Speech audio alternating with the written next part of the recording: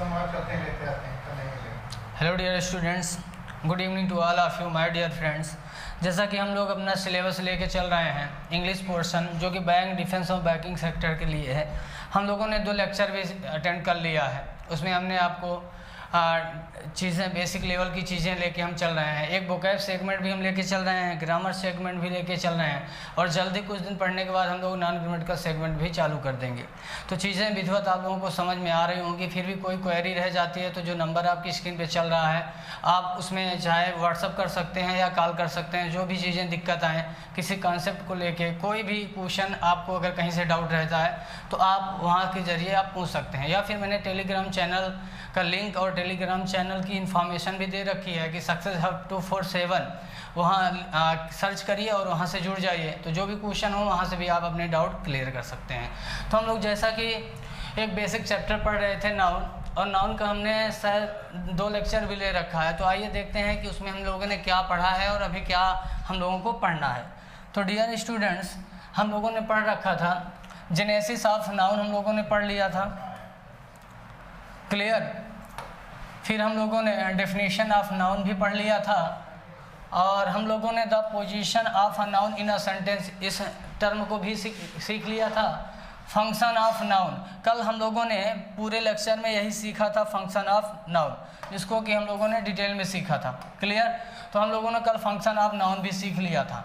आज हम लोग सीखेंगे इक्विवेलेंट ऑफ नाउन, यानी जो 5वां टर्म है आपका, उसी को हम लोग आज क्या करेंगे, सीखेंगे। तो आइए चलते हैं अपने सेगमेंट की तरफ।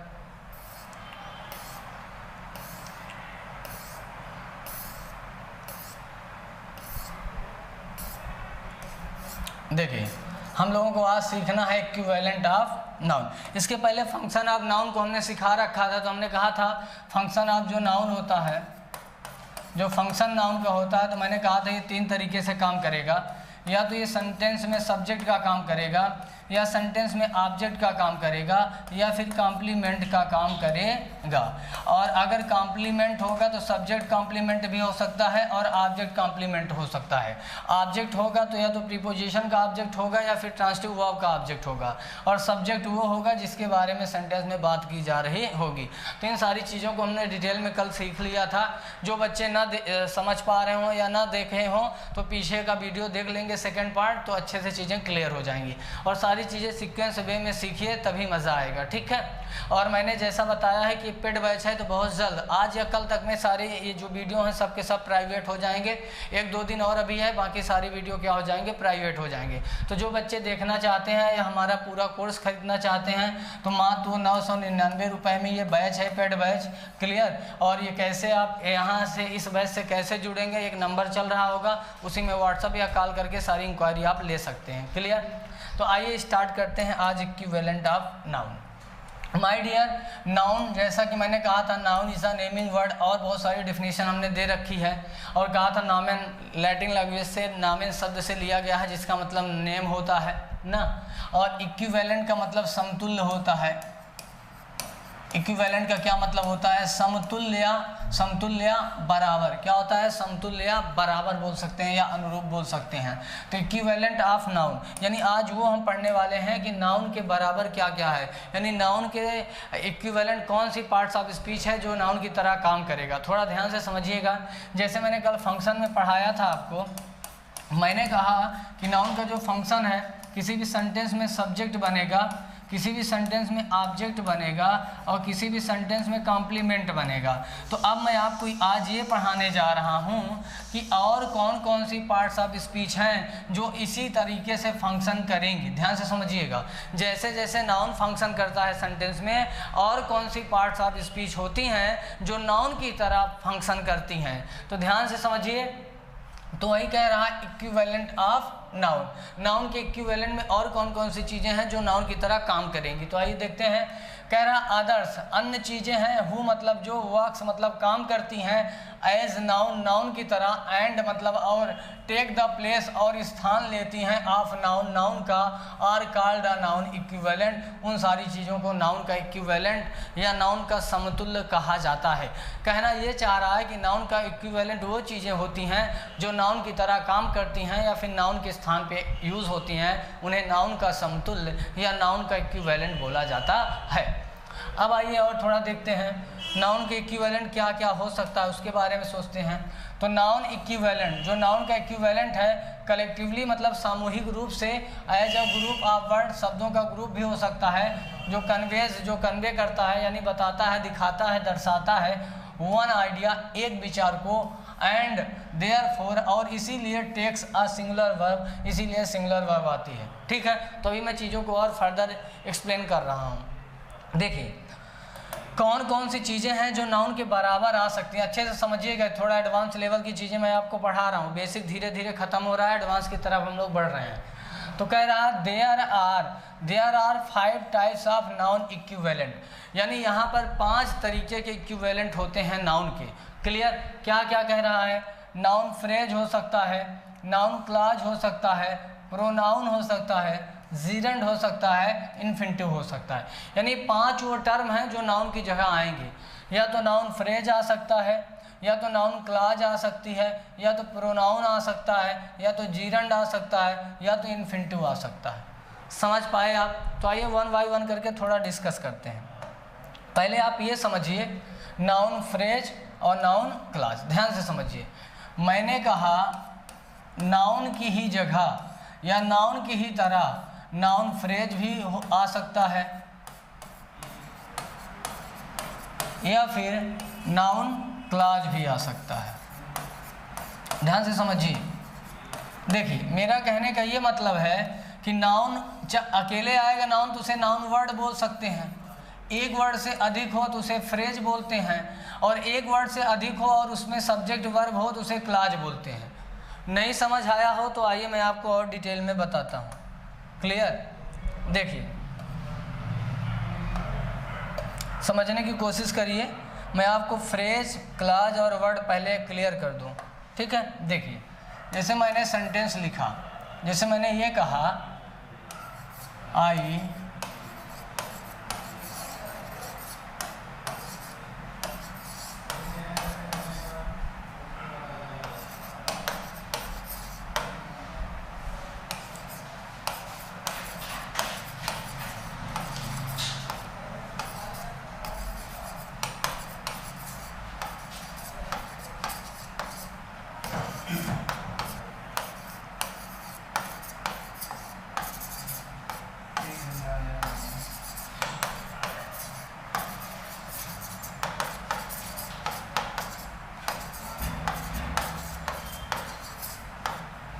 बहुत धीरे धीरे हम लोग चीज़ों को पढ़ेंगे समझते हुए, क्योंकि ये पूरी तरह से पेड बैच है तो अच्छे से चीज़ें समझ आएँ। और 2000 से लेके 2500 क्वेश्चन कराना है हर एक चैप्टर में, तो अच्छे से तभी आप जब समझे रहेंगे तभी क्वेश्चन पे कर पाएंगे। अभी हम सिर्फ आपको ये बता रहे हैं। और क्लॉज में अंतर क्या है, ध्यान से समझिएगा। वर्ड, फ्रेज और क्लॉज में अंतर क्या है। हालांकि मेरा यूट्यूब में पब्लिक वीडियो एक पड़ा है, 10 फ्रेजेस मैंने डिस्कस किए हैं, तो वहाँ से भी आप लोग सीख सकते हैं। बाकी मैं इस पेड बैच में डिटेल में बेसिक इंग्लिश यहाँ भी पढ़ाऊँगा। अभी ये टर्म आ गया तो अभी मैं सिखा देता हूँ, बाकी डिटेल में बेसिक ग्रामर में मैं पढ़ाऊँगा। तो देखिए कोई एक वर्ड हो तो उसे क्या बोलते हैं? वर्ड बोलते हैं। एक से अधिक वर्ड हो, मोर देन वन वर्ड, यानी एक से अधिक वर्ड हो, एक से अधिक वर्ड हो,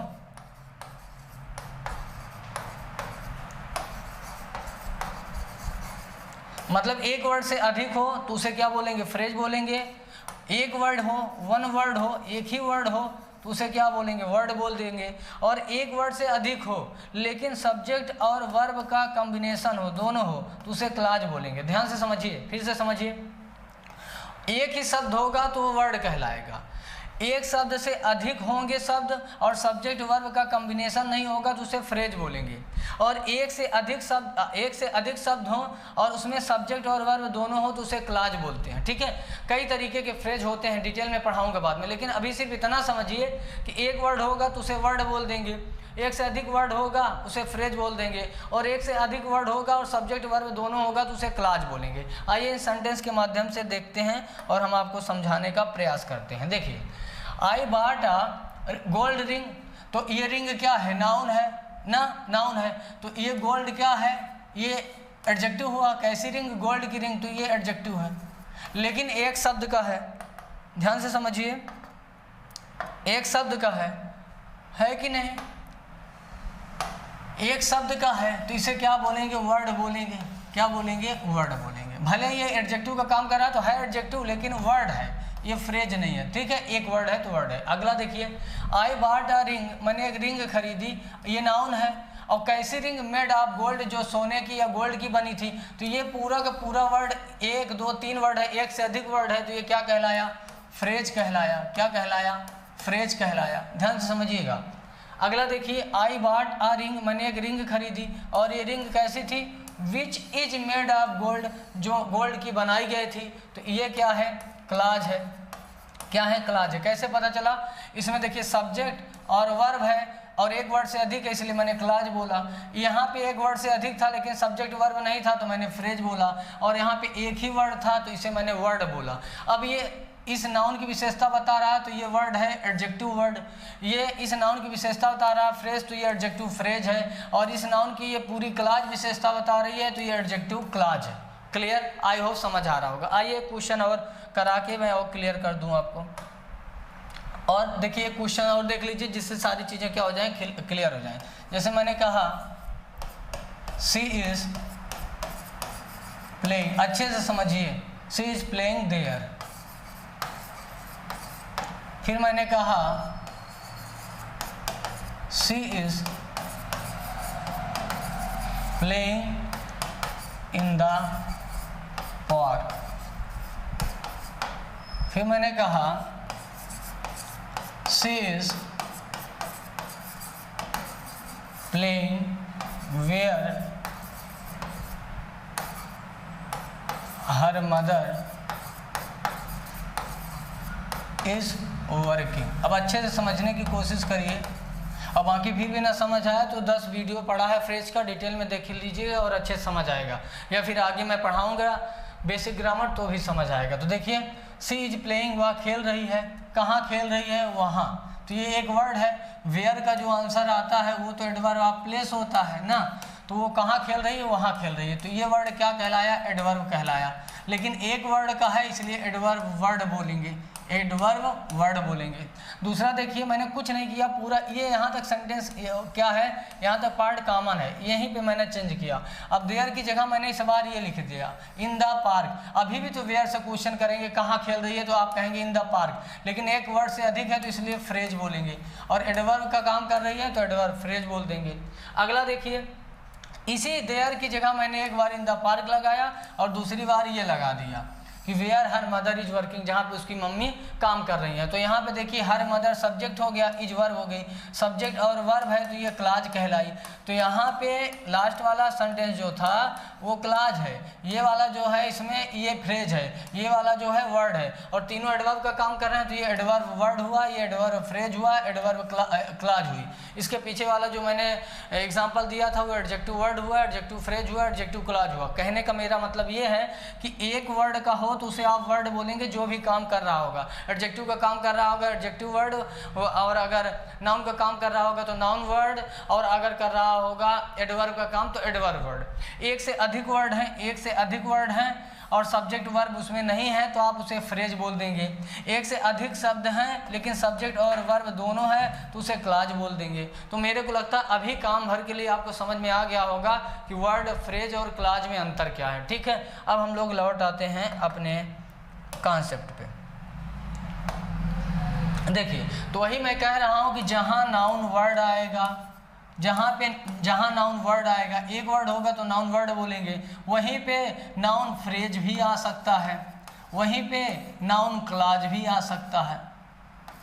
क्लियर? तीनों आ सकते हैं। एक वर्ड का होगा तो वर्ड बोलिएगा, एक से अधिक होगा तो फ्रेज बोलिएगा, एक से अधिक होगा और सब्जेक्ट वर्ब होगा तो क्लाज बोलिएगा। ठीक है, समझ आ गया होगा। अच्छा, कहाँ ये आएंगे सेंटेंस में? तो कल मैंने फंक्शन पढ़ा ही रखा था, फंक्शन आपको पढ़ाया था कि किसी वर्ब का सब्जेक्ट बन सकते हैं, किसी वर्ब का ऑब्जेक्ट बन सकते हैं, किसी प्रीपोजिशन का भी ऑब्जेक्ट बन सकते हैं और कॉम्प्लीमेंट बन सकते हैं, यही सारी जगह पे आ सकते हैं। तो यहाँ पे नाउन वर्ड आ सकता है तो नाउन फ्रेज भी आ सकता है, नाउन क्लाज भी आ सकता है। ठीक है, तो आइए पहले देखते हैं नाउन फ्रेज के बारे में, नाउन क्लाज के बारे में। ठीक है, तो देखिए पहला जो सेंटेंस है आप देखिए, टॉम क्रूज टॉम क्रूज ये किसी व्यक्ति का नाम है, एक वर्ड है तो ये नाम हुआ ना, एक वर्ड हुआ। इज एन अमेरिकन एक्टर, वह क्या है, अमेरिकन एक्टर हैं। तो यहाँ पे जो मैंने टॉम क्रूज वर्ड यूज़ किया, एक ही वर्ड, वो नाम है, जैसे मोहन लाल वैसे टॉम क्रूज, तो एक ही वर्ड है, तो इसलिए मैंने क्या लिखा, नाउन वर्ड लिखा। लेकिन दूसरा सेंटेंस थोड़ा ध्यान से समझिए, यहाँ पे क्या है, द पिंक हाउस,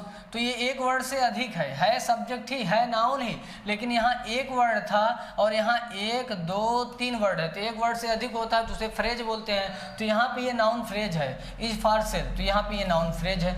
तीसरा एग्जाम्पल देखिए, that I had been to London. अब देखिए यहाँ पर ना ये पूरा ध्यान से समझने की कोशिश करिएगा, ये that I had been to London ये पूरा का पूरा सब्जेक्ट है यहाँ, क्योंकि ये वर्ब है, लेकिन सब्जेक्ट में देखिए आई भी है, हैड बीन भी है, तो यानी सब्जेक्ट वर्ब भी है, तो इसको इस बार क्या बोलेंगे, क्लाज बोलेंगे। ध्यान से समझिएगा, ये पूरा यहाँ से लेके यहाँ तक एक क्लाज है जो कि सब्जेक्ट की तरह काम कर रही है, और इस क्लाज के लिए ये सब्जेक्ट बन गई तो इसके लिए वाज वर्ब आई, ठीक है, ये नाउन क्लाज है। अब अच्छे से आप समझिए, यहाँ पे सब्जेक्ट एक वर्ड था तो नाउन वर्ड बोल दिए, यहाँ पे एक वर्ड से अधिक था तो नाउन फ्रेज बोल दिए, और यहाँ एक वर्ड से अधिक था और सब्जेक्ट वर्ब इसके अंदर दोनों है तो इसलिए क्लाज बोल देंगे। और तीनों सेंटेंस में सब्जेक्ट का काम कर रहा है तो सब्जेक्ट नाउन बनता है, मैंने बताया था, इसलिए तीनों वर्ड में यहाँ पे नाउन वर्ड हो गया, यहाँ पे नाउन फ्रेज हो गया, और यहाँ पे क्या हो गया, नाउन क्लाज हो गई, ठीक है। अब देखिए और क्या आ सकता है भाई, और मैंने कहा नाउन वर्ड आ सकता है, नाउन फ्रेज आ सकता है, नाउन क्लाज आ सकती है,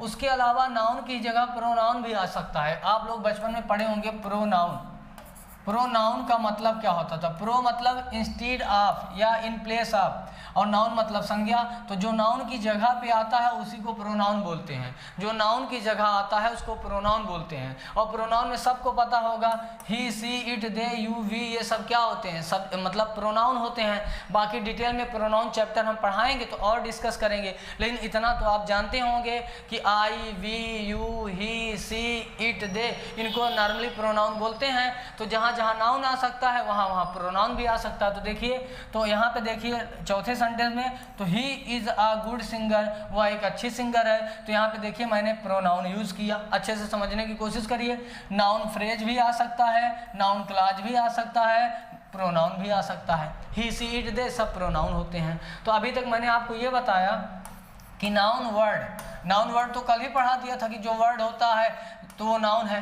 तो नाउन वर्ड मैंने कहा था सेंटेंस में सब्जेक्ट बन सकता है, सेंटेंस में ट्रांसिटिव वर्ब का ऑब्जेक्ट बन सकता है, सेंटेंस में प्रीपोजिशन का ऑब्जेक्ट बन सकता है, सेंटेंस में सब्जेक्ट या ऑब्जेक्ट कॉम्प्लीमेंट बन सकता है, और नाउन की ही जगह नाउन का इक्विवेलेंट आज पढ़ रहे हैं, तो जहाँ जहाँ नाउन वर्ड आ सकता है वहाँ वहाँ नाउन फ्रेज आ सकता है, वहाँ वहाँ नाउन क्लाज आ सकती है, और वहाँ वहाँ प्रोनाउन आ सकता है। तो हमें लगता है 3 टर्म तो आप जान गए होंगे। अब आइए चौथा टर्म आपको सिखाते हैं, जीरंड और इन्फिनिटिव क्या होता है। देखिए, कभी भी किसी वर्ब की फर्स्ट फॉर्म में आईएनजी लग जाए, ध्यान से समझिएगा, किसी भी सेंटेंस में कभी भी वर्ब की फर्स्ट फॉर्म में आईएनजी लग जाए और वो नाउन की तरह काम करने लगे, किसकी तरह काम करने लगे, नाउन की तरह, तब उसे बोलते हैं जीरंड। ये एक अलग से नाम है, ये आप जब पढ़ेंगे नॉन फाइनाइट वर्ब तो वहाँ इसको अच्छे से मैं डिस्क्राइब करूँगा, लेकिन ये भी इक्विवेलेंट होता है, अब्स्ट्रैक्ट नाउन की कैटेगरी में आता है, एक्शन को शो करता है, तो इसलिए नाउन का इक्विवेलेंट ये भी हो सकता है। एग्जाम्पल के थ्रू समझिए, जैसे मैंने कहा drinking is injurious to health, drinking is injurious to health, तो इज ये सब वर्ब है, तो यहाँ पे जब वर्ब है तो ये सब्जेक्ट ही होगा। जैसे कहते नहीं हैं, आप कहते नहीं हैं Ram is playing in the park, Ram park में खेल रहा है, तो ये जब यहाँ पे वर्ब है तो ये सब्जेक्ट का प्लेस हुआ, तो ये भी ड्रिंकिंग भी तो सब्जेक्ट हुआ। जैसे मैं कहूँ आई लाइक, ध्यान से समझिए, दूसरा सेंटेंस मैं कहूँ आई लाइक,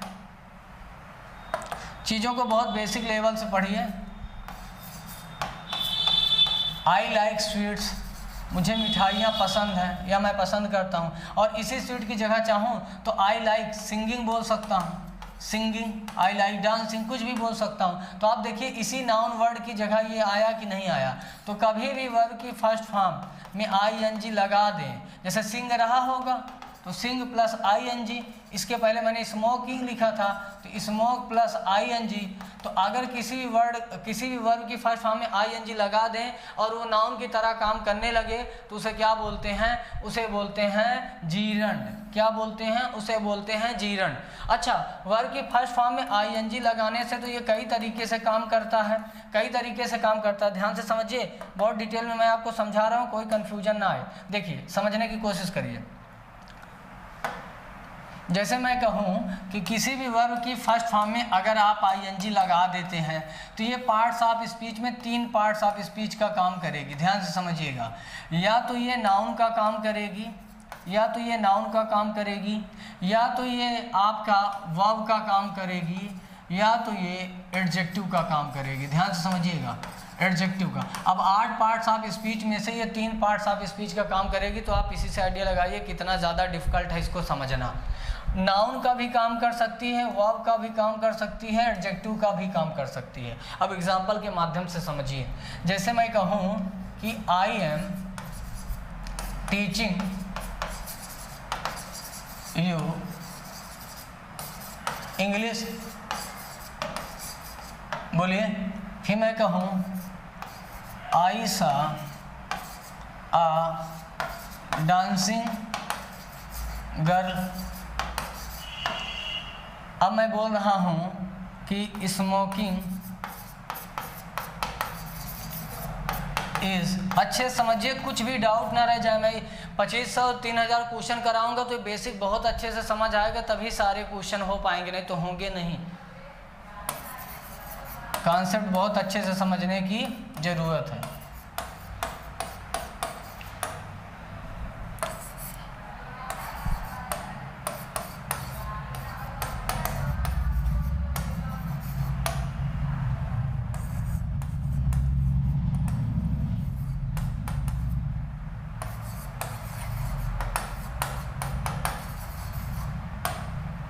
अगला सेंटेंस देख लीजिए।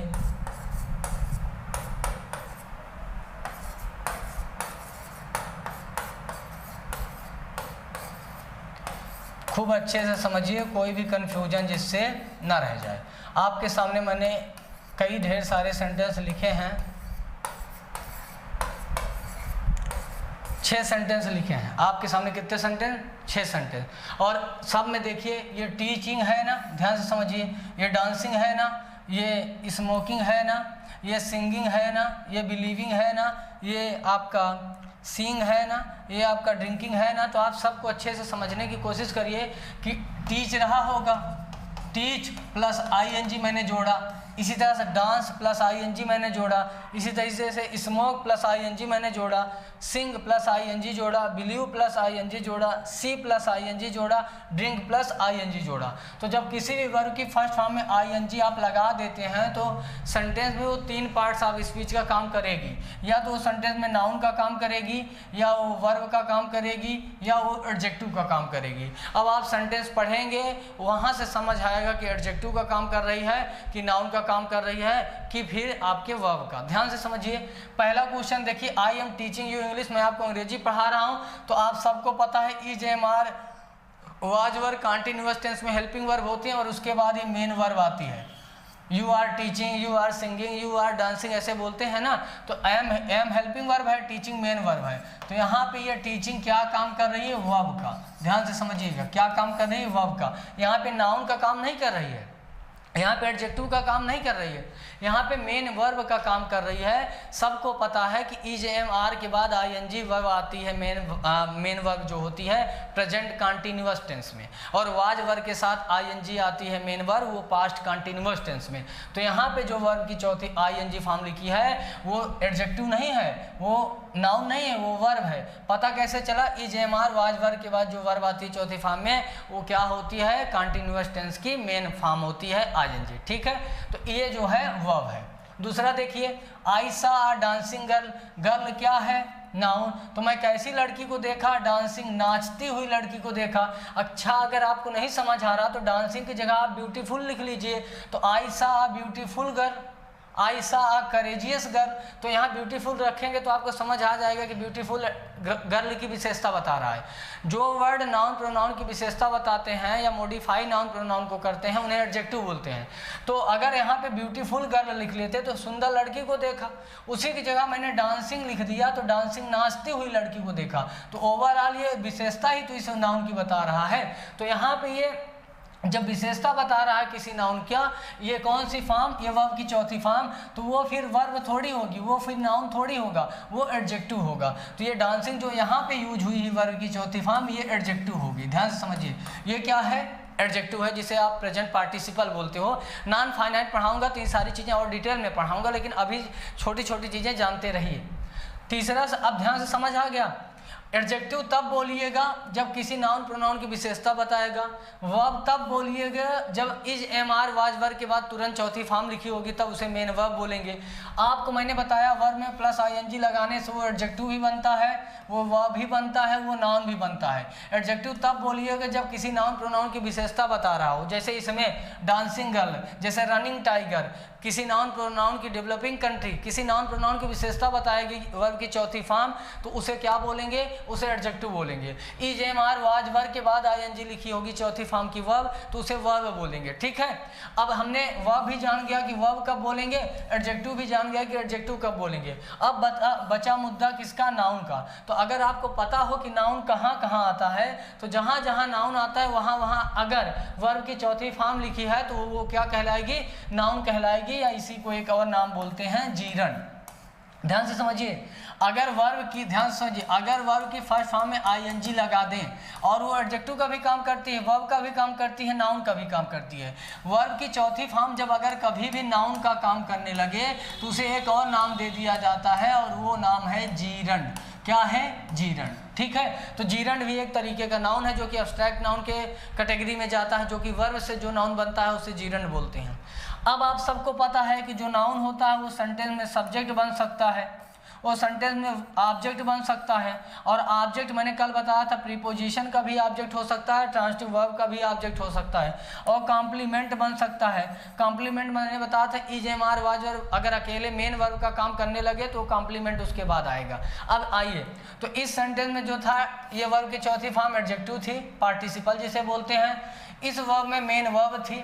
ठीक है, अब इसमें स्मोकिंग क्या है, सब्जेक्ट है, ये वर्ब है तो ये सब्जेक्ट है, और सब्जेक्ट के रूप में नाउन आ सकता है। तो यहाँ पे जो स्मोकिंग यूज हुआ वो नाउन है, या इसी को जीरण बोल सकते हैं। ठीक है, दूसरा सेंटेंस देखिए, आई लाइक, मैं क्या पसंद करता हूँ, सिंगिंग, गाना गाना, तो ये ऑब्जेक्ट है ना, ये ट्रांजिटिव वर्ब है। I like sweets, I like Ram, ऐसे बोलते हैं ना, तो ये यहाँ पे ऑब्जेक्ट है इस ट्रांजिटिव वर्ब का। तो ऑब्जेक्ट तो नाउन होता है, तो ये नाउन है, और वर्ब की चौथी फॉर्म से ये नाउन बना है, तो इसको एक नाम और दे सकते हैं आप, जीरण।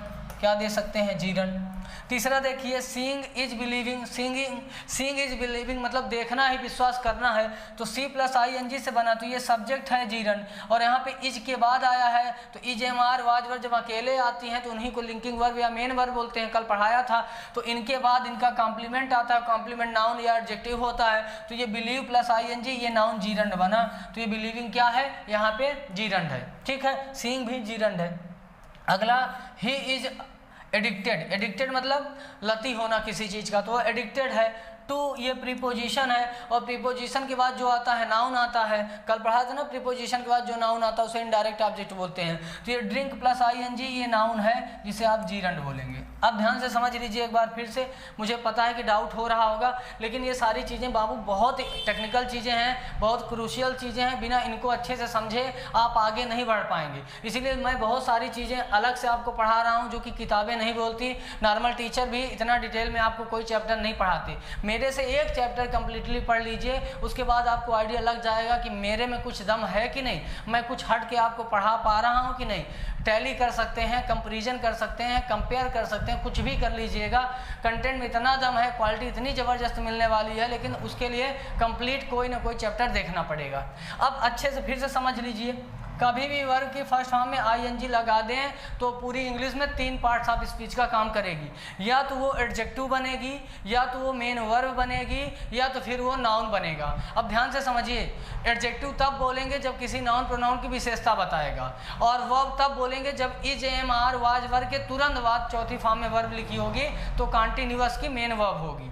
और अगर इन दोनों के अलावा अब क्या होता है, नाउन होता है, जिसे जीरंड बोलते हैं। अच्छा, कैसे जानेंगे सेंटेंस में कि नाउन ही है? मैंने कल आपको इसीलिए फंक्शन पहले पढ़ा दिया था कि किसी भी सेंटेंस में सब्जेक्ट का काम करता है नाउन, किसी भी सेंटेंस में ऑब्जेक्ट का काम करता है नाउन, और ऑब्जेक्ट 2 लोगों के होते हैं। एक ट्रांजिटिव वर्ब का ऑब्जेक्ट होता है क्या और किसे से क्वेश्चन पूछते हैं, यानी व्हाट और होम से तो ऑब्जेक्ट मिलता है, और एक प्रीपोजिशन का ऑब्जेक्ट होता है, preposition in, at, upon, under, to, इन सब के बाद नाउन लिखा होता है तो प्रीपोजिशन का ऑब्जेक्ट होता है। तीसरा यूज मैंने बताया था कॉम्प्लीमेंट का। मैंने कहा था कभी भी is am are was verb अगर अकेले आए, उनके बाद चौथी फॉर्म नहीं, अकेले आए तो उनको मेन वर्ब या लिंकिंग वर्ब बोला जाता है। और लिंकिंग वर्ब के बाद हमेशा क्या आता है, नाउन या फिर एडजेक्टिव आता है कॉम्प्लीमेंट के रूप में। और मैंने कहा नाउन की जगह और क्या क्या आ सकता है, तो नाउन की जगह नाउन वर्ड आ सकता है, नाउन की जगह नाउन फ्रेज आ सकता है, नाउन की जगह नाउन क्लॉज आ सकता है, नाउन की जगह प्रोनाउन आ सकता है, नाउन की जगह जीरंड आ सकता है। यही तो हम पढ़ा रहे हैं कि नाउन के समतुल्य और क्या क्या है। ठीक है,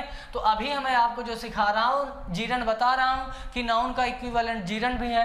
तो अब अच्छे से समझने की कोशिश करिए, मैं थोड़ा और रफ करके आपको और अच्छे से डिटेल में समझा रहा हूँ। ठीक है, समझने की क्या करिए, कोशिश करिए।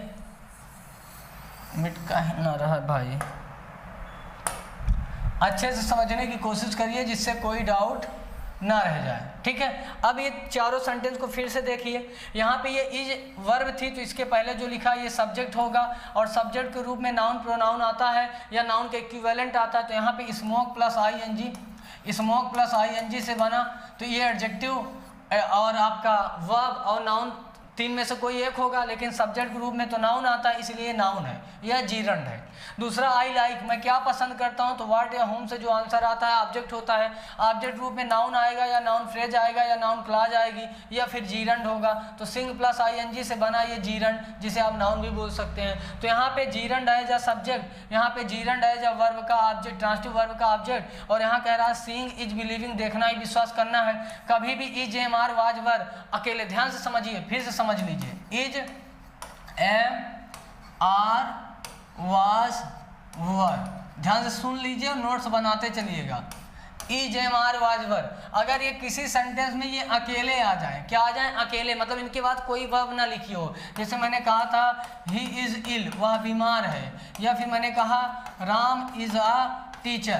तो अगर ये कभी भी किसी भी सेंटेंस में is am are was verb अकेले आ जाए तो इन्हीं को मेन वर्ब या लिंकिंग वर्ब बोला जाता है। और लिंकिंग वर्ब के बाद मैंने कल बताया था कॉम्प्लीमेंट आता है, और कॉम्प्लीमेंट या तो नाउन होता है या तो एडजेक्टिव होता है। ठीक है, लेकिन अगर कभी भी इन सब के बाद आईएनजी फॉर्म में वर्ब आ जाए, जैसे लिखा नहीं रहता, ध्यान से समझिए, कभी भी इन सब के बाद कभी भी, जैसे मैं कहूँ कि you are reading this book, तो कभी भी is am are was verb के बाद कोई फॉर्म आईएनजी आ जाए तो उसे मेन वर्ब बोलते हैं। और फिर यही is am are was verb क्या बन जाएगी, हेल्पिंग वर्ब। फिर से समझिए, किसी भी सेंटेंस में is am are was verb अकेले आए तो उसे मेन वर्ब या लिंकिंग वर्ब बोलते हैं। लेकिन अगर इन्हीं is am are was verb के तुरंत बाद कोई चौथी फॉर्म में वर्ब लिखी हो, तब ये चौथी फॉर्म वाली जो वर्ब होगी वो मेन वर्ब कहलाएगी, और ये is am are was verb helping verb का काम करने लगेंगे।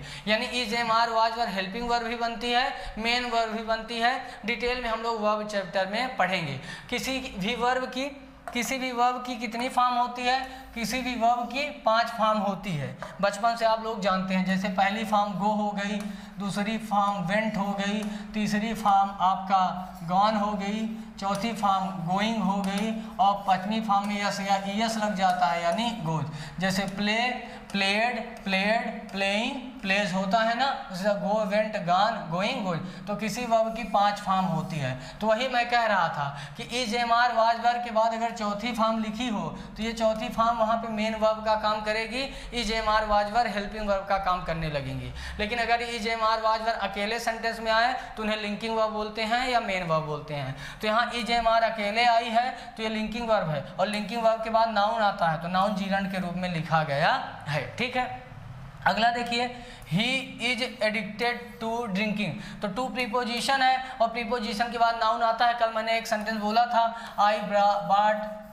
अ बैग फॉर यू या फॉर मोहन। तो यहाँ बताइए फॉर प्रीपोजिशन है और मोहन इसका ऑब्जेक्ट है, नाउन है, तो प्रीपोजिशन के बाद नाउन आ सकता है, तो नाउन के इक्विवेलेंट जीरंड भी तो आ सकता है।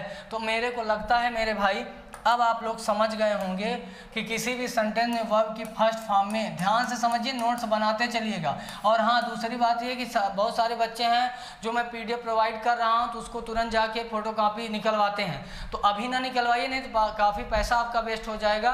मेरे को पढ़ा लेने दीजिए, जब पूरा चैप्टर खत्म हो जाएगा तब मैं आपको बताऊँगा कि अब निकलवा लीजिए। तो 150-200 पेज का एक चैप्टर निकलेगा, जैसे नाउन है तो 150-200 पेज का जाएगा, तो लास्ट में निकलवाएंगे तो एक कंप्लीट सीट आपके पास रहेगी। अभी आप पढ़ते रहिए थोड़ा थोड़ा करके जैसे मैं पढ़ा रहा हूँ, फिर लास्ट में एकदम इकट्ठा निकलवा लीजिएगा, तो 150-200 पेज की एक सीट आपके पास रहेगी। ठीक है, तो मैंने कहा वर्ब की फर्स्ट फॉर्म आईएनजी, या तो सेंटेंस में ये वर्ब बनेगी, या तो सेंटेंस में ये एडजेक्टिव बनेगी, क्लियर, या तो सेंटेंस में ये नाउन बनेगी। अच्छा, इनका और अलग अलग नेम है। वर्ब बनेगी तो इसको मेन वर्ब बोलते हैं, जो कि हम वर्ब चैप्टर में पढ़ेंगे। एडजेक्टिव बनेगा तो इसी को प्रेजेंट पार्टिसिपल बोलते हैं, प्रेजेंट पार्टिसिपल बोलते हैं, जो कि हम लोग नॉन फाइनाइट वर्ब में पढ़ेंगे। और नाउन बनेगा तो इसको क्या बोलेंगे, जीरंड बोलेंगे, जो कि हम लोग पढ़ रहे हैं। तो अभी मैं जो एम्फेसाइज कर रहा हूँ, अभी इसको नहीं पढ़ा रहा हूँ, वो तो पहचान करने के लिए कि आपको बताया कि आपको कन्फ्यूजन हो। अभी मैं ये जीरंड आपको पढ़ा रहा हूँ। तो आप नाउन को, जीरंड एक दूसरा नाम है नाउन ही। अब जहाँ जहाँ नाउन आता है वहाँ वहाँ जीरंड आ सकता है। जीरंड वो होता है वर्ब की फर्स्ट फॉर्म में आईएनजी लगा दें और वो नाउन की तरह काम करने लगे तो उसे जीरंड बोलेंगे। आप जानेंगे कैसे कि ये नाउन की तरह काम कर रहा है। अगर किसी भी सेंटेंस में सब्जेक्ट वर्ब की चौथी फॉर्म काम करे तो वो नाउन है या जीरंड है।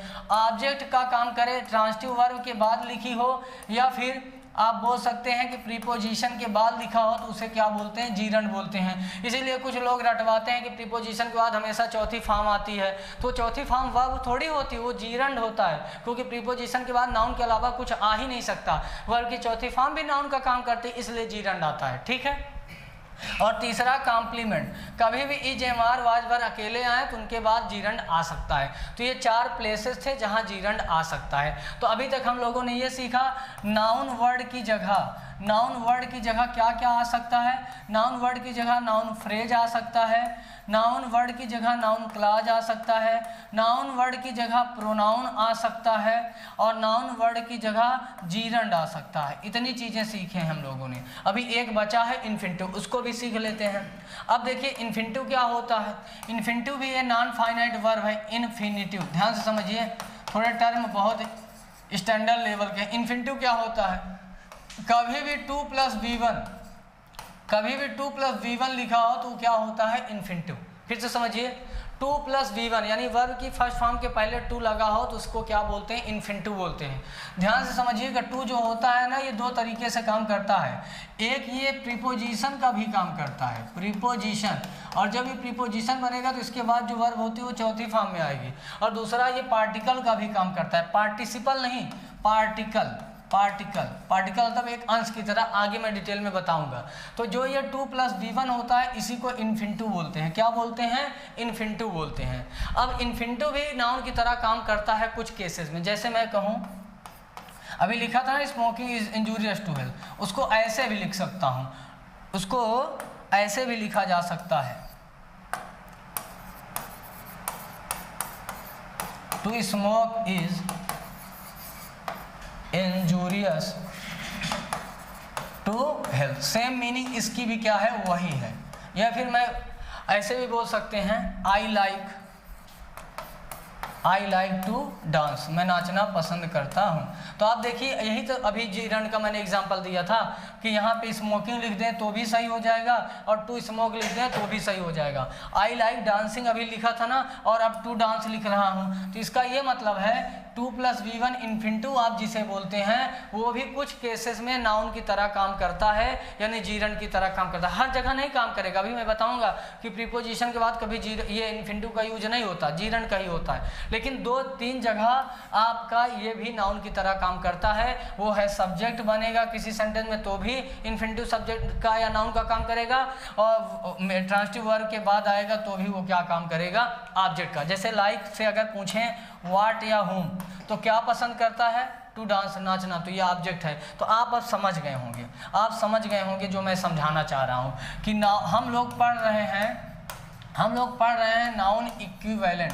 क्या पढ़ रहे हैं, नाउन इक्विवेलेंट। इक्विवेलेंट का मतलब होता है समतुल्य। क्या होता है, समतुल्य, यानी नाउन के ही बराबर और कौन कौन सी चीज़ें हैं जो नाउन की जगह पे आ सकती हैं। अब मैंने पढ़ाया है कि नाउन, एक तो नाउन वर्ड ही है, यानी नाउन वर्ड, एक शब्द का हो नाउन तो उसे वर्ड बोलेंगे, एक से अधिक शब्द का हो और उसमें सब्जेक्ट वर्ब ना हो तो उसे फ्रेज बोलेंगे, एक से अधिक शब्द का हो और सब्जेक्ट वर्ब हो तो उसे क्लाज बोलेंगे, ठीक है। और प्रोनाउन भी आ सकता है, अच्छे से पढ़िए, नाउन अच्छे से पढ़ लेंगे तो प्रोनाउन भी क्लियर हो जाएगा।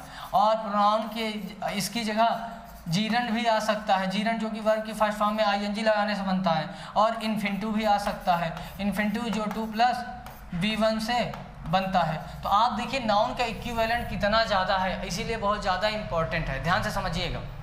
देखिए अब आपको मैंने बताया है कि आप इतनी चीज़ें नाउन की जगह आ सकती हैं, और मैंने कहा है कि नाउन 3 जगह 4 जगह आता है। या तो किसी सेंटेंस में सब्जेक्ट बनेगा तो वहाँ पे नाउन आता है, किसी भी जगह ऑब्जेक्ट बनेगा, प्रीपोजिशन का भी ऑब्जेक्ट और ट्रांजिटिव वर्ब का भी ऑब्जेक्ट होता है और प्रीपोजिशन का, और कॉम्प्लीमेंट भी बनता है। तो इतनी जगह नाउन आ सकता है, तो इतनी जगह नाउन फ्रेज भी आ सकता है, नाउन क्लाज भी आ सकता है, प्रोनाउन भी आ सकता है, जीरंड भी आ सकता है, और 1-2 जगह इन्फिनिटिव भी आ सकता है। तो देखिए कितने सारे इंपॉर्टेंट टर्म हैं।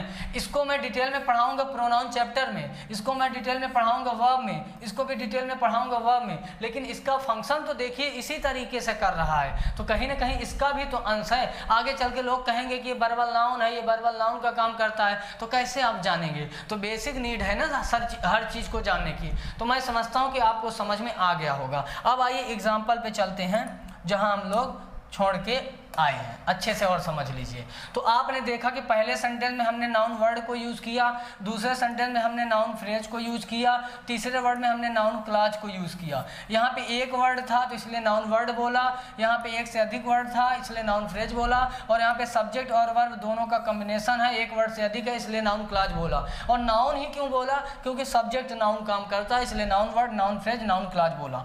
इसके बाद बाबू यहाँ पे ही आया सब्जेक्ट की जगह, तो ही तो प्रोनाउन होता है जो नाउन की जगह आ सकता है, तो ही देखिए प्रोनाउन भी आ सकता है। उसके बाद इस swimming is a good exercise, तो स्विम प्लस आईएनजी से बना, और ये देखिए सब्जेक्ट की जगह है तो जीरन है, जीरन काम करता है। और अगले में देखिए टू स्मोक इज हार्मफुल, यानी स्मोकिंग करना क्या है, मतलब धूम्रपान करना क्या है, हानिकारक है।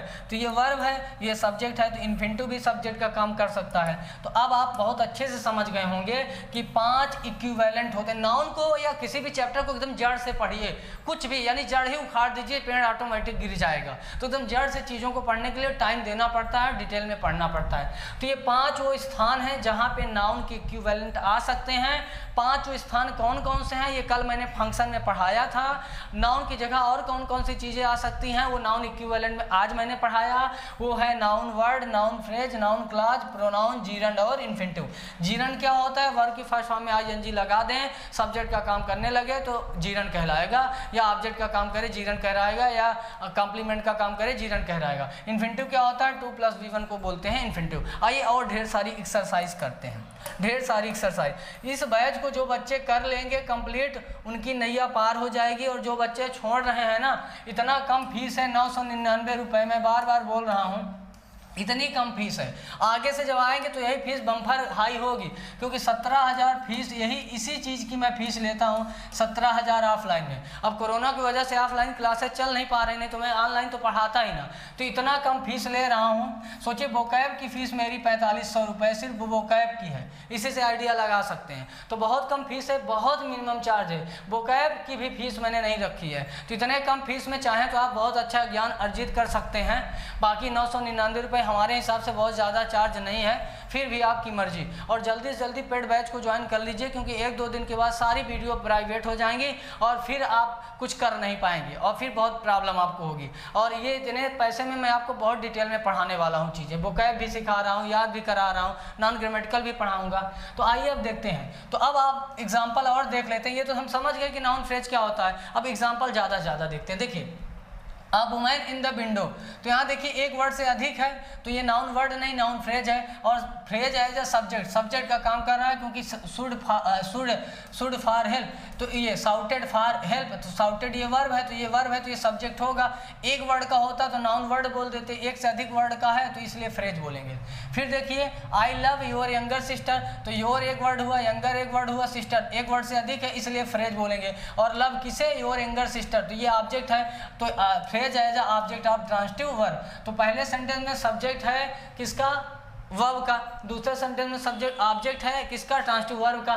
तीसरा सेंटेंस देखिए, तीसरा है सी इज लिविंग, वह रहती है, इन प्रीपोजिशन है और प्रीपोजिशन के बाद भी नाउन आता है। तो आ बिग हाउस 3 वर्ड है, तो ये नाउन वर्ड नहीं नाउन फ्रेज है, तो फ्रेज एज ऑब्जेक्ट। मार वाज वर्ड अगर अकेले आता है तो लिंकिंग वर्ब होती है, लिंकिंग वर्ब के बाद उसका कॉम्प्लीमेंट आता है, complement noun, noun phrase, noun clause, gerund, यही सब बन सकता है। तो माई फेवरेट सिंगर 3 वर्ड है, एक वर्ड से अधिक है तो वर्ड नहीं फ्रेज है, तो ये नाउन फ्रेज की तरह यूज हुआ है। तो फ्रेज एज अ कॉम्प्लीमेंट, तो जैसा कि मैंने कल फंक्शन में पढ़ाया था कि नाउन सब्जेक्ट बन सकता है, नाउन ऑब्जेक्ट बन सकता है ट्रांजिटिव वर्ब का, ट्रांजिटिव वर्ब को शॉर्ट में मैंने लिखा है, नाउन ऑब्जेक्ट बन सकता है प्रीपोजिशन का, और नाउन कॉम्प्लीमेंट बन सकता है। तो वही नाउन के बराबर ही मैंने कहा नाउन फ्रेज होता है। तो यहाँ पे देखिए नाउन फ्रेज सब्जेक्ट बना, यहाँ पे देखिए नाउन फ्रेज ऑब्जेक्ट बना, यहाँ पे देखिए नाउन फ्रेज प्रीपोजिशन का ऑब्जेक्ट बना, यहाँ पे देखिए नाउन फ्रेज कॉम्प्लीमेंट बना। तो आई होप समझ में आ रहा होगा। अब और एग्जांपल देखते हैं हम लोग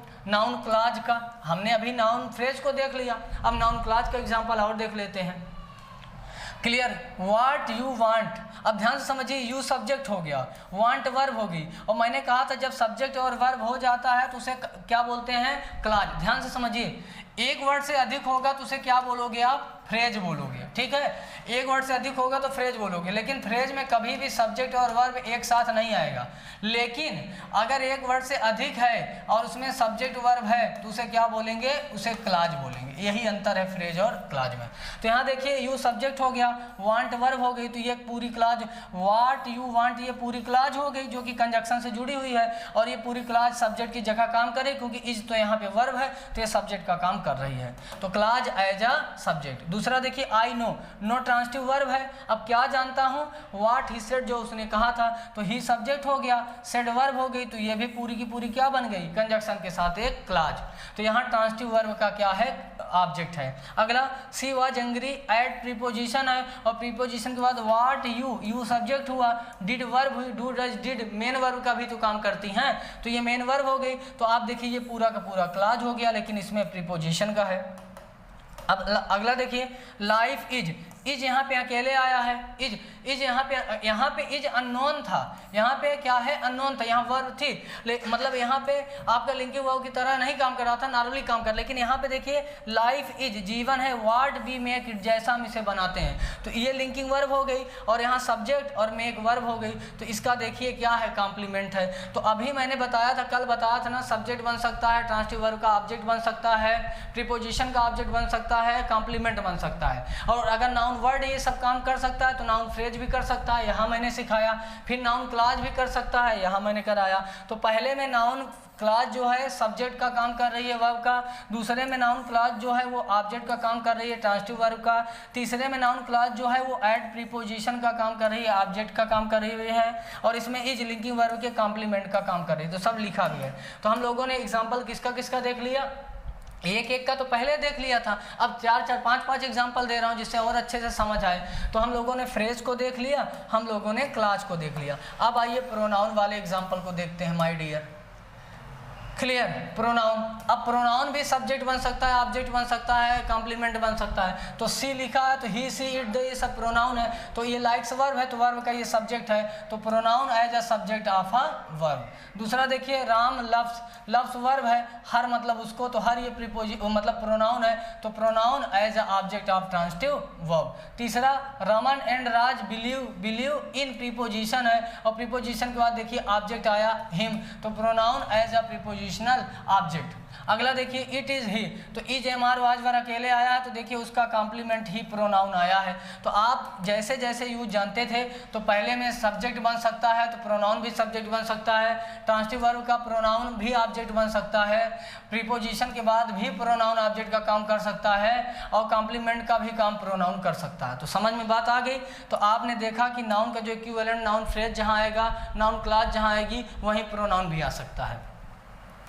और बचपन में आप जानते होंगे कि जैसे मैं कहूँ, देखिए ध्यान से समझिएगा, ध्यान से समझिए बाबू, थोड़ा एक चीज़ लगे हाथ देख लीजिए। जैसे मैंने कहा रोहन लाइक्स प्रिया, क्लियर, एक सेंटेंस ये मैंने किया। फिर मैं आपको बता रहा हूँ कि I bought a bag for Rohan. और तीसरा सेंटेंस देख लीजिए, यहाँ पे देख लीजिए, आई टीच रोहन। अच्छे से समझिए, एक एक चीज़ क्लियर कर लिए। अभी जल्दी आइए नहीं कि एक दिन में एक ही कॉन्सेप्ट, ये सारे कॉन्सेप्ट इतने अथेंटिक हैं, इन्हीं से तो पूरी इरर फिर हैंडल होगी। तो न्यू मजबूत रखिए, बिल्डिंग ऑटोमेटिक मजबूत होगी। अब देखिए 3 सेंटेंस आपके सामने है। आई टीच रोहन, यहाँ पे जो रोहन है नाउन है, ऑब्जेक्ट है ट्रांसिटिव वर्ब का, ठीक है। यहाँ पे रोहन लाइक्स, पसंद करता है प्रिया को, तो लाइक्स वर्ब है, तो रोहन यहाँ पे क्या है, सब्जेक्ट है। और तीसरे में I bought a bag for, for preposition है, तो रोहन क्या है, प्रीपोजिशन का ऑब्जेक्ट है। ध्यान से देखिए, यहाँ भी रोहन लिखा है, यहाँ भी रोहन लिखा है, और यहाँ भी रोहन लिखा है, जबकि तीनों सेंटेंस में प्लेस अलग अलग है। यहाँ पे रोहन एज अ सब्जेक्ट है, यहाँ पे Rohan as a transitive verb का ऑब्जेक्ट है, और यहाँ पे क्या है, रोहन प्रीपोजिशन का ऑब्जेक्ट है। लेकिन नाउन का जो नेम होता है ना, वो बदलता नहीं है। मोहन को चाहे सब्जेक्ट बनाओ, चाहे ऑब्जेक्ट बनाओ, चाहे प्रीपोजिशन का ऑब्जेक्ट बनाओ, कोई परिवर्तन नहीं होगा। लेकिन नाउन की ही जगह हम लोग प्रोनाउन भी लगाते हैं, और प्रोनाउन का बदल जाता है। प्रोनाउन बचपन से आप पढ़े होंगे कि ही सब्जेक्टिव केस, हिम उसका ऑब्जेक्टिव केस, सी सब्जेक्टिव केस, हर उसका ऑब्जेक्टिव केस, दे सब्जेक्टिव केस, देम उसका ऑब्जेक्टिव केस ना, आई सब्जेक्टिव केस, मी उसका ऑब्जेक्टिव केस, और वी सब्जेक्टिव केस, अस उसका ऑब्जेक्टिव केस। बाकी प्रोनाउन में पढ़ाऊंगा। तो ये देखिए प्रोनाउन में बदल जाता है, सब्जेक्ट अलग होता है, ऑब्जेक्ट अलग होता है, लेकिन नाउन में कभी नहीं बदलता। अब देखिए यहाँ पे जैसे मैं मोहन की जगह मोहन के लिए प्रोनाउन लगाऊं, तो फिर ही नहीं लिख पाऊंगा, ही तो सब्जेक्टिव केस है, हमको हिम लिखना पड़ेगा। क्यों भैया, क्योंकि ऑब्जेक्ट है ना वर्ब का, तो ऑब्जेक्ट नाउन का, तो नाउन को चाहे सब्जेक्ट यूज करो चाहे ऑब्जेक्ट यूज करो, उसके नाम में कोई परिवर्तन नहीं होता। लेकिन प्रोनाउन का तो सब्जेक्ट अलग होता है, ऑब्जेक्ट अलग होता है। तो देखिए अगर प्रोनाउन लगाना होता तो ही ना लगाते, हिम लगाते, ठीक है। यहाँ पे मान लीजिए हमको प्रोनाउन लगाना होता रोहन की जगह, तो हम ही लगाते, क्योंकि सब्जेक्ट चाहिए तो यहाँ पे ही लगाते, हिम ना लगाते। यहाँ पे प्रीपोजिशन के बाद रोहन की जगह ऑब्जेक्ट लगाना होता तो ही कभी ना लगाते, हिम लगाते, क्योंकि ऑब्जेक्टिव केस अलग है। तो प्रोनाउन में और डिटेल में सीखेंगे, लेकिन साथ ही साथ ये चीज़ें समझ लीजिए। तो जहाँ जहाँ नाउन आ सकता था वहाँ वहाँ प्रोनाउन आया। अब बात करते हैं जीरन का भी हम लोग एग्जाम्पल देख लेते हैं। जीरन भी वही काम करता है। तो टेकिंग, देखिए take plus ING, take plus ING तभी तो टेकिंग बना होगा। तो टेकिंग रेगुलर एक्सरसाइज, तो ये क्या है, टेकिंग, जीरन बना है, तो जीरन फ्रेज बोल सकते हैं। देखो फिर से समझने की कोशिश करो। जैसे मैं कहूँ, थोड़ा सा ध्यान से समझिएगा, प्लेइंग इज माई हॉबी, अच्छे से समझिए छोटी छोटी बातों को। प्लेइंग इज माई हॉबी, मैं क्या कहना चाहता हूँ कि खेलना मेरी आदत है।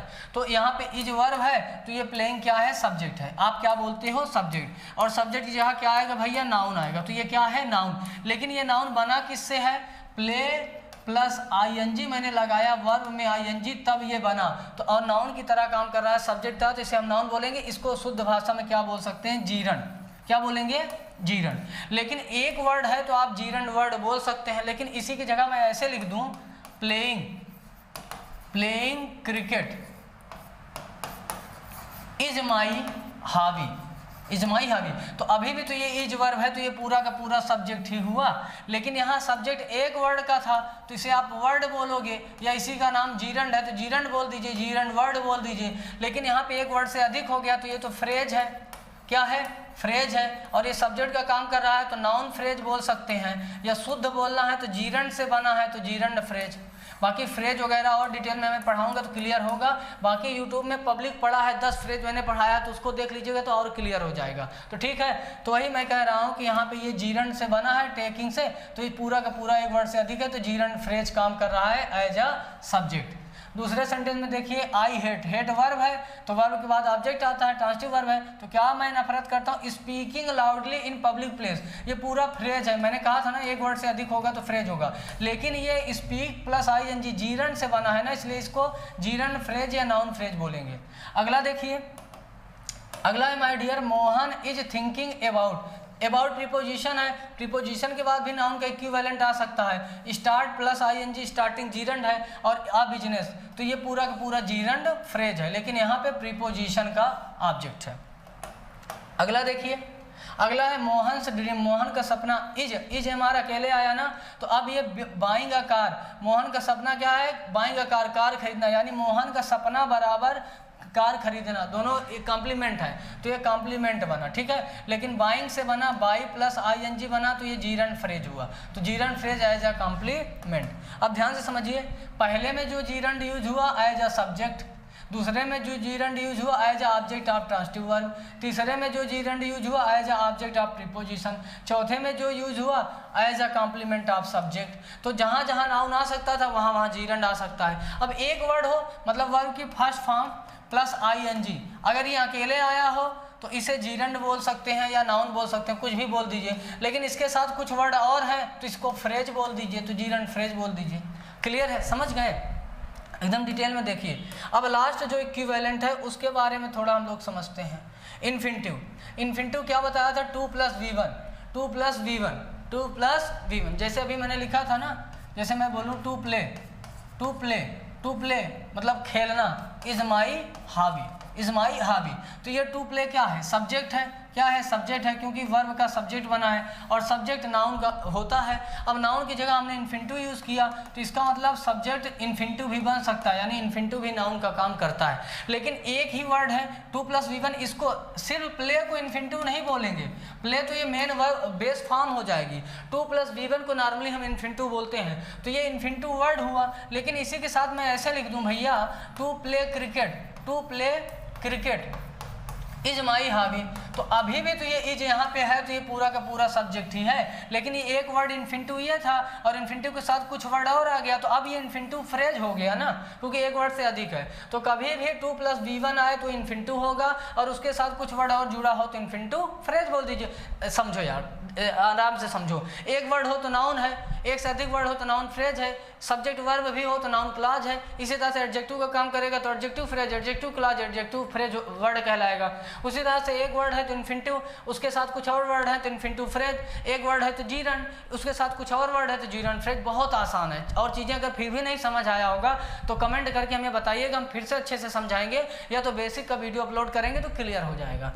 अब देखिए, तो यहाँ पे देखिए, तो पहले में टू सर्व विदाउट एक्सपेक्टेशन, तो ये गिव्स वर्ब है, तो वर्ब है तो ये पूरा सब्जेक्ट है और सब्जेक्ट नाउन का काम करता है, तो इन्फिनिटिव ये है, इन्फिनिटिव नाउन का काम कर रहा है सब्जेक्ट तरह। लेकिन टू सर्व ये इन्फिनिटिव वर्ड है और इसके साथ ये कुछ और वर्ड हो गया तो इन्फिनिटिव फ्रेज हो गया। लेकिन यहाँ पे इन्फिनिटिव फ्रेज क्या कर रहा है? सब्जेक्ट का काम कर रहा है। दूसरा सेंटेंस भैया देख लीजिए, दूसरा आई वांट, मैं चाहता हूँ, वांट वर्ब है, ट्रांसिटिव वर्ब है, और इसके बाद देखिए to teach English, to teach infinitive word हो गया, इसके साथ कुछ और वर्ड हो गया तो इन्फिनिटिव फ्रेज हो गया। तो यहाँ पे वर्ब का ऑब्जेक्ट का काम कर रहा है ट्रांसिटिव वर्ब, मतलब इन्फिनिटिव फ्रेज। अगला देखिए, हिज एम्बिशन, उसकी जो महत्वाकांक्षा है, इज मतलब है, is am are was verb अकेले आता है तो मेन वर्ब या लिंकिंग वर्ब बोलते हैं, और लिंकिंग वर्ब के बाद उसका क्या होता है, ऑब्जेक्ट होता है। तो ये टू बी अ डॉक्टर, तो ये टू बी अ डॉक्टर ये क्या है, इन्फिनिटिव फ्रेज है। तो टू बी इन्फिनिटिव हो गया, उसके साथ कुछ और वर्ड आया तो इन्फिनिटिव फ्रेज आ गया, तो as a complement of a subject. तो आपने क्या देखा कि किसी भी सेंटेंस में सब्जेक्ट बन सकता है नाउन का इक्विवेलेंट, ऑब्जेक्ट बन सकता है नाउन का इक्विवेलेंट, और कॉम्प्लीमेंट बन सकता है नाउन का इक्विवेलेंट। क्लियर। और ऑब्जेक्ट में ट्रांसिटिव वर्ब का भी ऑब्जेक्ट हो सकता है और प्रीपोजिशन का। लेकिन एक बात अच्छे से नोट डाउन कर लीजिएगा कि प्रीपोजिशन के बाद कभी भी इन्फिनिटिव का यूज नहीं होता। अच्छे से सुनिए, इन्फिनिटिव प्रीपोजिशन के बाद कभी भी इन्फिनिटिव का यूज नहीं होगा, हमेशा जीरन का यूज होगा। प्रीपोजिशन के बाद नाउन आ सकता है, प्रीपोजिशन के बाद नाउन फ्रेज आ सकता है, प्रीपोजिशन के बाद नाउन क्लॉज आ सकती है, प्रीपोजिशन के बाद जीरन वर्ड आ सकता है, प्रीपोजिशन के बाद जीरन फ्रेज आ सकता है, लेकिन प्रीपोजिशन के बाद ना तो इन्फिनिटिव फ्रेज कभी नहीं आएगा। इसीलिए देखिए यहाँ पे मैंने लिंकिंग वर्ब का कॉम्प्लीमेंट दिया है, वर्ब का ऑब्जेक्ट दिया है, वर्ब का सब्जेक्ट दिया है, लेकिन प्रीपोजिशन के ऑब्जेक्ट के लिए मैंने कोई एग्जांपल नहीं लिखा क्योंकि होता ही नहीं। तो इस बात को नोट डाउन करके लिख लीजिएगा। तो आज जो मैंने आपको पढ़ाया, कल और आज की क्लास को लिंक करेंगे तो अच्छे से समझ आएगा। मैंने आपको ये पढ़ाया था कि नाउन सब्जेक्ट बन सकता है सेंटेंस में, नाउन ऑब्जेक्ट बन सकता है, प्रीपोजिशन का ऑब्जेक्ट या फिर ट्रांसिटिव वर्ब का ऑब्जेक्ट, और नाउन कॉम्प्लीमेंट बन सकता है, सब्जेक्ट कॉम्प्लीमेंट, ऑब्जेक्ट कॉम्प्लीमेंट। और आज मैंने आपको जो लेक्चर दिया वो नाउन का इक्विवेलेंट, नाउन का जो इक्विवेलेंट है, नाउन वर्ड है, एक वर्ड होगा तो वर्ड बोलिएगा, नाउन फ्रेज एक वर्ड से अधिक होगा तो नाउन फ्रेज बोल दीजिएगा, नाउन क्लॉज एक वर्ड से अधिक हो और सब्जेक्ट वर्ब हो तो क्लॉज बोल दीजिएगा। तो नाउन की जगह नाउन वर्ड आ सकता है, नाउन फ्रेज आ सकता है, नाउन क्लॉज आ सकती है, और प्रोनाउन आ सकता है। एक वर्ड हो तो जीरंड आ सकता है, और जीरंड फ्रेज भी आ सकता है, इन्फिनिटिव आ सकता है, इन्फिनिटिव फ्रेज भी आ सकता है। इतनी सारी चीज़ें नाउन की जगह आ सकती हैं। तो मैंने आज आपको नाउन का इक्विवेलेंट पढ़ा दिया, कल आपको फंक्शन पढ़ाया था।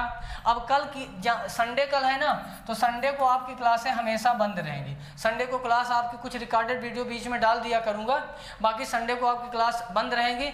6 दिन हम लोग पढ़ेंगे, डेली 7 से 9 पढ़ेंगे, 1 घंटे ग्रामर पढ़ेंगे, 1 घंटे वोकैब पढ़ेंगे। अभी 5 मिनट बाद हम लोग वोकैब को स्टार्ट करेंगे और पूरा याद करते हुए, यूजेस सीखते हुए, एग्जाम्पल सीखते हुए सारी चीज़ें मैं आपको सिखाऊंगा, ठीक है।